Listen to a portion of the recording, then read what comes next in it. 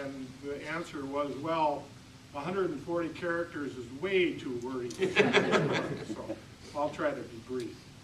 Being as the subject of the sales tax on digital has come up a couple times, I feel the need to address that. The Senate came forward with a sales tax reform proposal last year that basically was revenue neutral. We were expanding sales tax on the clothing and other things, reducing the rate, eliminating the sales tax on local governments, and a number of other provisions that we thought was going to set Minnesota up for a more progressive sales tax that would lead us into the next century. But in the negotiations, that isn't what we ended up with. And I know the warehouse folks and the digital folks and the repair folks feel kind of picked on because that's really the only sales tax provisions that really survived other than the exempting local governments. And I would expect that we will have hearings on impacts of that this year. The only thing that I want to say is we're not going to do anything that would put the state's budget at risk. So if we are going to make changes, they very likely would have to be paid for with some other offsetting revenue or some other reductions. And we'll see what the February forecast brings before we commit to what we're doing there. But I just wanted to briefly mention that that isn't what our intent was. It was to do a major sales tax reform that we didn't get in the end. Talking about broadband, Matt, Senator Smith's absolutely right. It is an equalizer for rural areas. My son is a software developer whose business is based in the cities.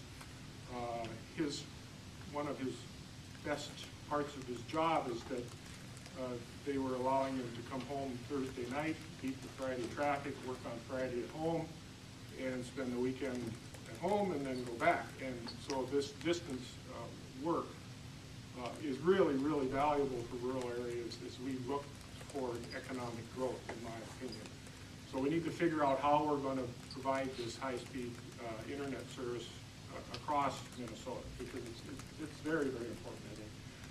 The challenges are, and you guys have all talked about them, is how we're going to finance this and how we're going to deal with the cost-benefit ratio of providing this service so that it makes sense for the businesses and the utilities that are providing the service. And I think that the challenges are going to be, certainly the installation, but the long-term challenge is who's going to pay for maintaining all the wire and all the fiber that's in the ground when the direction from the regulators and the Congress and everybody is to take some of the fees and the charges that you guys have used to pay for those things away. And so it's a long-term challenge. The other thing I wanted to mention was there is this discussion about wire and wireless. Now, from my perspective, wireless works fine for cable TV, and it works fine for cell, but it really doesn't work for large volumes of data on the internet. The two-way communication is problematic, and so, I don't know long-term if wireless is an answer. If it is, it's going to certainly change the solution for rural Minnesota, but from the discussions I've had, that's a ways away yet, and so we'll see where that goes. But if there's,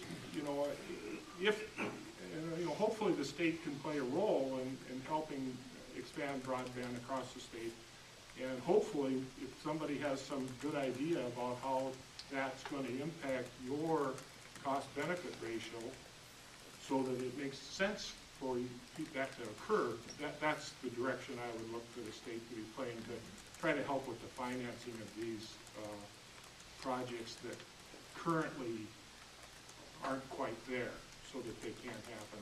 And if anybody's got any real good ideas about that, I'm certainly open to it. But it's been a long discussion. I know this has been going on for a number of years. I think progress is being made, but I'm certainly looking forward to anybody who has good ideas on how to move forward. Okay.